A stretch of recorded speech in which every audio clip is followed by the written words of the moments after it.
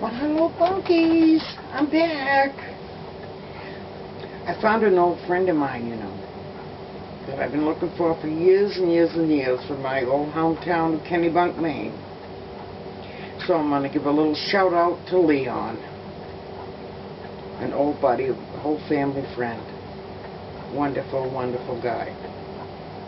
Found him on Facebook. And found Facebook is good for something. Anyway, I do want to let everybody know that Judge Teller's still trying to get out of hell,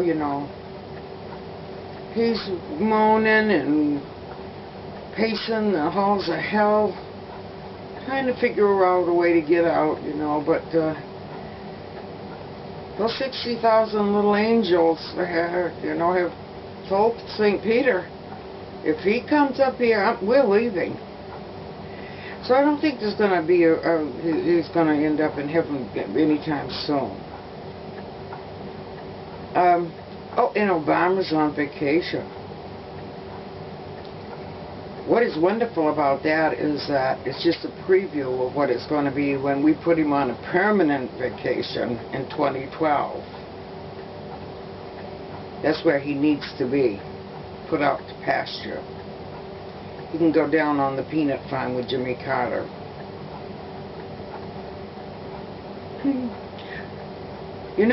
I'm so tired of hearing about the detainees at Guantanamo.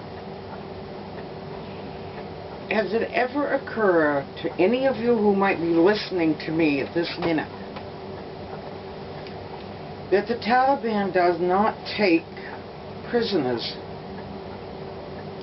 I think they have one prisoner that wandered off the base one night.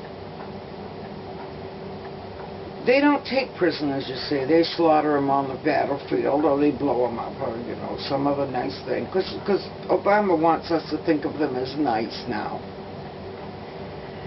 And so, with all these detainees at Guantanamo Bay, and us asking them questions, I'd hang them by their teeth. I'd do anything to get the truth out of them if it would save lives. I don't care if they waterboard the bastards. Get them a little wet. It's not torture. They don't kill them.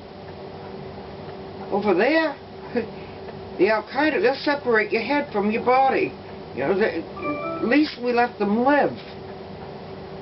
So I had a thought.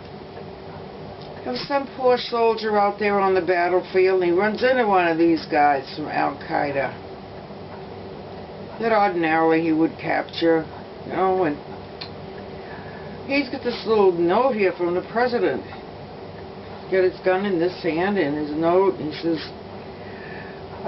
you have a right to remain silent, and so I'm going to help you do that. Oh, you come on over too. I want to read you your rights here. You have a right to remain silent. And I think you should have that right here and now. Oh, there are several more that want me to read. I'll read it louder to them.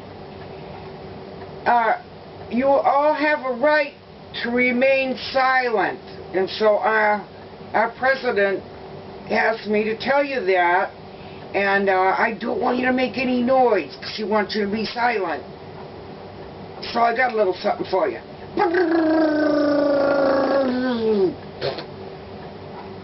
Leave him there for the buzzards. Bring in no more terrorists into this country. Don't capture him. Kill him right there. Let the buzzards eat him. They're not men anyways.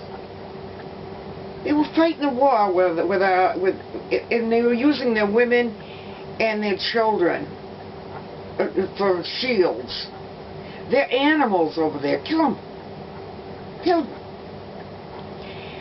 And wasn't it nice that the Scotch let that guy out that had caused that air explosion over Lockerbie, Scotland a few years back, killing something like 244 people? Well, he's sick. He's got terminal cancer. So they're letting him out and letting him go back to Lebanon, where they threw a big party for him, even the president of that country, whatever you call him. Yeah. That guy served 14 days for everyone he killed, that's all. 13 or 14 days for every person he killed. Why do these idiot loonies worry about these terrorists and hurting their feelings? And the same people want you to kill babies, full-term babies. Stick them in the back of the neck and suck their brains out. Cut them up, mutilate them, scald them to death, anything, kill babies, but worry about these other people. When they're waterboarding these guys, at least they're getting clean. I'd hold them underwater for a long time. They're going to tell what's going on. They're going to tell me the plan so I can save life. I don't care. If my own kid was a terrorist, I'd want him waterboarded if he had any information. These guys were taught to not give out information. We had to use some pretty strong tactics, and it saved a lot of lives. And this Eric Holder wants to drag it all out, and he's going to ruin it. The other countries that are in with us on interrogations are not going to want to help at all anymore because they don't want to get sucked into this mess.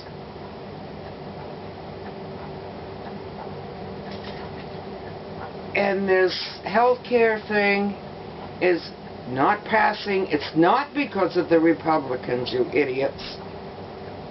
The Republicans, the Democrats control the House, the Democrats control the Senate, and there's a Democrat in the White House.